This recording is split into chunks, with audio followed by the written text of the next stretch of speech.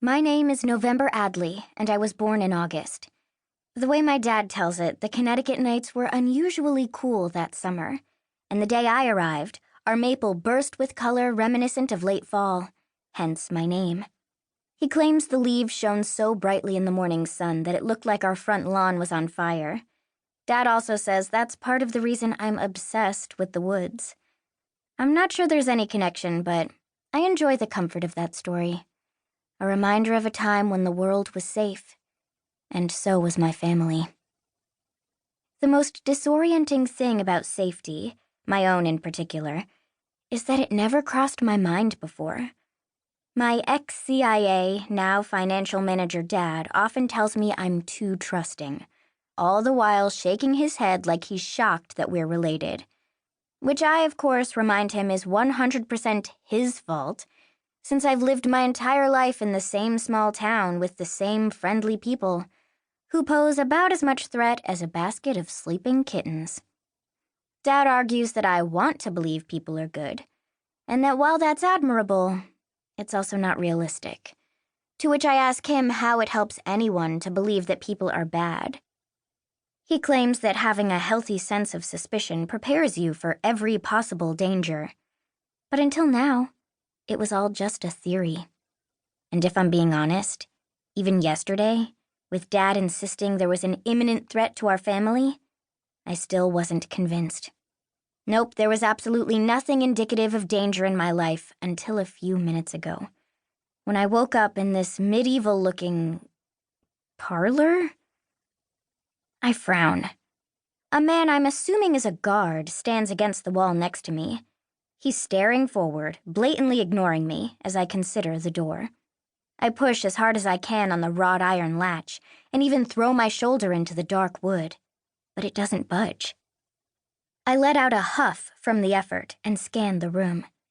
There's a roaring fire in the fireplace and maroon velvet furniture that probably costs more than my entire house. But there are no windows, and the door in front of me is the only exit. "I know you hear me," I say to the guard, who so far hasn't answered a single one of my questions. He's dressed all in black, with a leather belt and leather armbands that put to shame the Roman gladiator costume I wore last year for Halloween.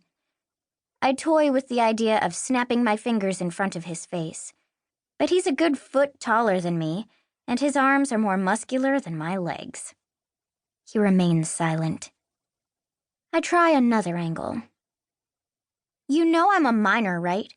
That you can't keep me locked up in this... Well, I'm assuming this is my new boarding school, but what kind of a school locks up their students?" Dad told me this place would be different, but I have a hard time believing he meant I'd be trapped in a windowless room. Just then, I hear a key slide into the door and it swings outward. My shoulders drop and my hands unclench. Another guard, dressed identically to the first, gestures for me to follow him. I don't waste a second. Unfortunately, the room guard comes too, and walking between them, I feel almost as confined as I did in that room. The guard in front pulls a lit torch off the gray stone wall, and I take inventory of my surroundings. The lack of electricity, the arched ceilings, the heavy wooden doors that use latches instead of knobs. There's no way I'm still in the United States. This place looks like something out of a documentary I once streamed about medieval Irish castles. However, I find it nearly impossible to believe Dad would send me all the way to Europe, not to mention be able to pay for it. We almost never leave Pembroke, much less the state of Connecticut.